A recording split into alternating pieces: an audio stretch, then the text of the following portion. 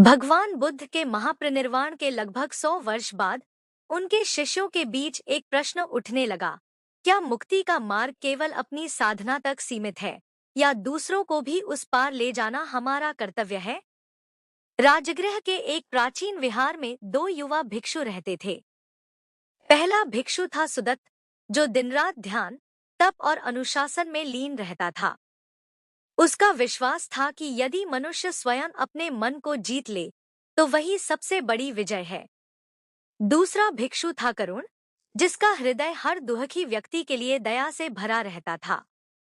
वह कहता, यदि मैं अकेला ही दुख से मुक्त हो जाऊं और संसार पीड़ा में डूबा रहे, तो मेरी साधना अधूरी है।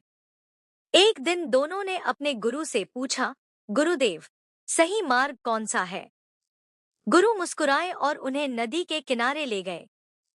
उन्होंने एक छोटी नाव की ओर इशारा करते हुए कहा, यह नाव एक व्यक्ति को सुरक्षित पार पहुंचा सकती है।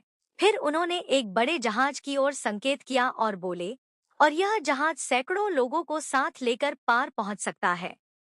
गुरु ने समझाया, जो साधक पहले स्वयं को अज्ञान, लोभ और मोह से मुक्त करने का प्रयास करता है, उसका मार्ग आगे चलकर थेरवाद, जिसे पुराने समय में हीनयान कहा गया, के नाम से प्रसिद्ध हुआ। इसमें कठोर अनुशासन, ध्यान और व्यक्तिगत निर्वाण पर विशेष बल दिया जाता है।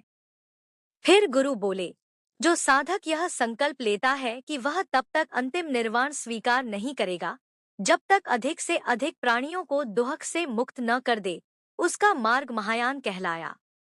इस मार्ग में बोधिसत्व का आदर्श सर्वोच्च माना गया, जहाँ करुणा और सेवा सबसे बड़ा धर्म बन जाते हैं। समय बीतता गया। थेरवाद की परंपरा श्रीलंका, थाईलैंड, म्यांमार, लाओस और कंबोडिया में फली फूली, जबकि महायान चीन, जापान, कोरिया, वियतनाम और तिब्बत तक फैल गया। दोनों की परंपराएं अलग दिखीं, लेकिन दोनों के हृदय में भगवान बुद्ध की वही शिक्षा धड़कती रही, दुख का अंत, सत्य का मार्ग और करुणा का प्रकाश।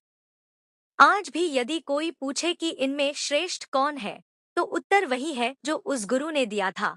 नाव छोटी हो या बड़ी, उसका उद्देश्य लोगों को सुरक्षित पार पहुंचाना है।